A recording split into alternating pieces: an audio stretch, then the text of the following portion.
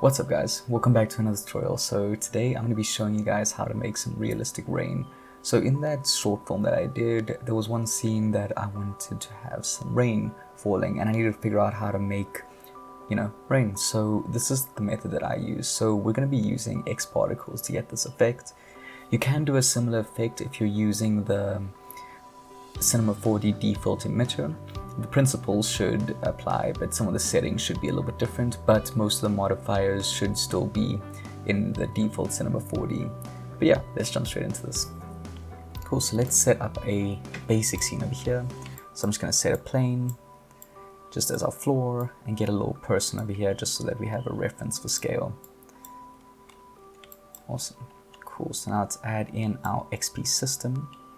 So we're going to take this emitter, put it up here,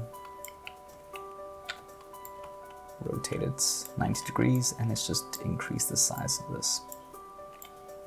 Cool, so now if we press play, they should all fall down. So you'll see that they're all falling down like this, and it doesn't look very realistic. That's because of the fact that there's actually no gravity in the scene. At the moment, the speed that we're getting is from the speed of here of 150.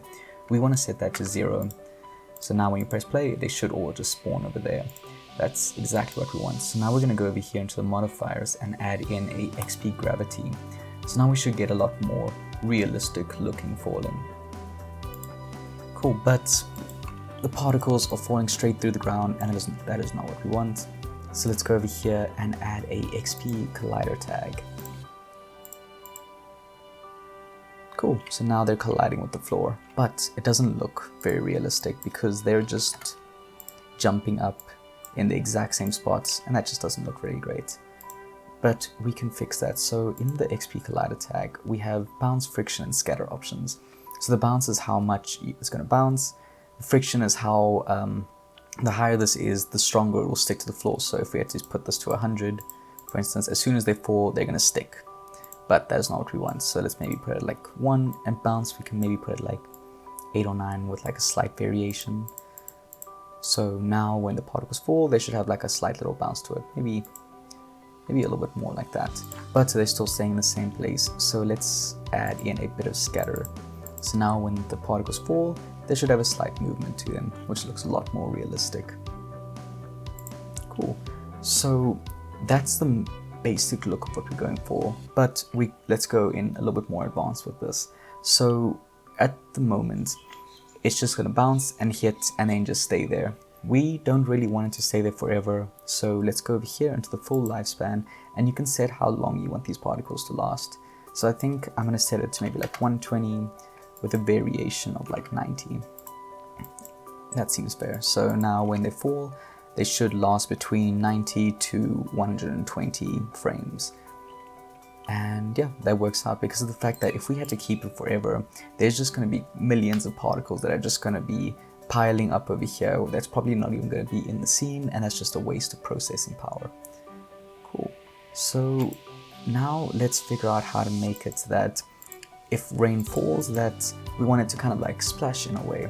So we're gonna, just for this example, I'm just gonna have one particle falling at a time. Okay, cool. Over here. And what we're going to do is in the XP collider tag, you'll see that there's a separate menu over here for spawn. So if we enable this and add an emitter, you'll see that when the particle hits, it spawns a whole bunch of particles and just constantly keeps spawning them. So this is a pretty cool effect. That's, I don't know, something you want to do, but that's not what we're trying to do. Cool, so that is going to easily changeable. Let's go back into the collider tag, and we're going to say spawn only once. And it's depending on your number over here, that's how many are going to be spawned. So at the moment when the particle falls, it's going to spawn 10 separate particles. So let's go over here, let's maybe make it like 3. So now when the particle falls, there should be an extra 3 particles, making it 4 in total. And that's pretty cool. So then with that, I didn't use that for, you can have that in different places. So for my scene, when I was creating it, I didn't have that type of collider on the floor, but I had it on the objects. So for our figure over here, I had the spawn on the figure but not on the floor because we don't really see the floor, so we don't need to see that. But I did want to see that when little raindrops hit the person, that it did spawn off other raindrops. So yeah, you can set up different colliders on different objects to get different effects based off of like the spawning property and the different forces and stuff that you put in. But we're not going to mess around with like forces at the moment. So yeah, that is the basics of that. But I think for now we don't really need too much spawning, but I guess we can leave it there. So let's just increase the number, maybe like 10,000. Cool. It's doing that because of the fact that I changed the collider. But let's just turn off spawn over here. Let's see. Yeah, that looks much better. Awesome. Cool, so now let's add some variation to it because at the moment it's just falling. So let's add an XP wind. I think I want it to go in like, maybe like 130 degrees. So now it should blow in that direction. Yeah, that looks pretty cool. It's a little bit too intense. So let's bring this down a bit. And let's also raise the turbulence so that there's like variation in it, maybe like 14.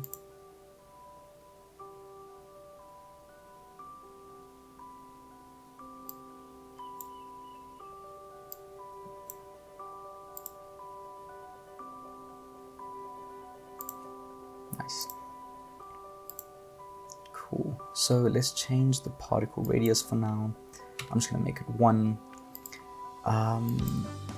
That's going to come in just now when we add some geometry to it, because depending on the radius of the particle, that's going to be the size of the spheres that we're adding. Cool. So let's go over here. Let's make it that we can see it in Octane. So we're going to add an Octane tag to it. Go into the geometry, particle tag, and set geometry. So at the moment these are huge, but that's fine. We can change that easily. Let's add a sphere.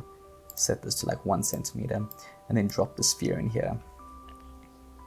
Let's make the sphere a tiny bit smaller, maybe like 1.5. And let's also make the emitter 1.5 so that the radiuses match. Although that might be a little bit too small.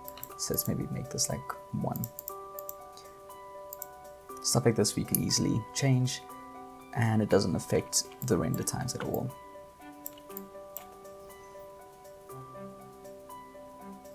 Let's see what that looks like. Yeah, so I think that looks pretty decent for now. Let's add in a shader. So let's add an Octane material to our sphere and then just set it to specular. So depending on the look that you're going for, let me just add a light over here just to show the scene, and an HDR. Let's just move the light to the side and rotate that.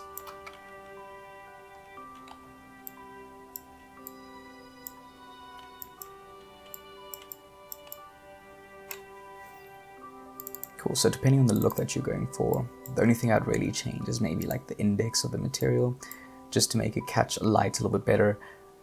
So yeah, that's the only thing I changed personally. I just turned it up a tiny bit in my render. I think it was only about like 1.4 or something like that, just to have it catch the light a little bit more.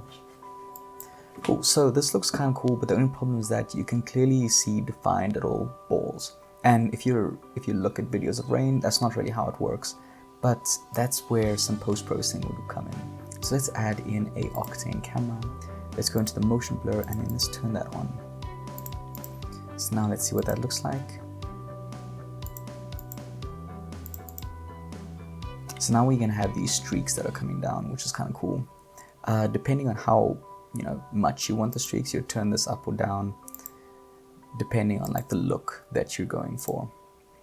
I think for us over here, maybe 0.1 would work. Let's see.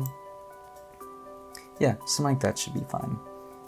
With these little fireflies over here, that's really easy to get rid of. Just go into the camera imager and then just turn down the hot pixel removal, and that'll get us that type of effect. So another thing that we can add on to this is add some depth of field. So let's click on this F over here, which is a focus picker.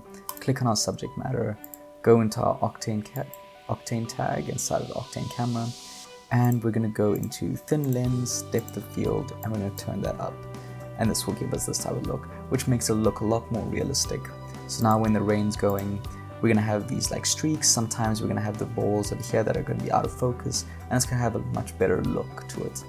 So another thing that I did with my render, just to make it look a little bit more realistic, was that I added some motion to it by just putting the camera inside of a null and rotating this around, so that as the rain falls, the camera spins and we get even more motion in it.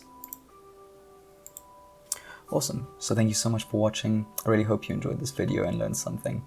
So I will be including the project file for the original render that I did in my Patreon in the link in the description. If you're interested, you can download it there. It includes the entire scene that I created. It also includes a pretty cool color grade that I created. So this is how the render looks just normally, but then inside of the camera we have this really dramatic kind of filmy look to it, and with some really realistic looking rain. So yeah, I hope you enjoyed the tutorial. Like and subscribe always goes a long way. But yeah, I hope you have a great week, and hopefully I'll see you guys next week. Cheers.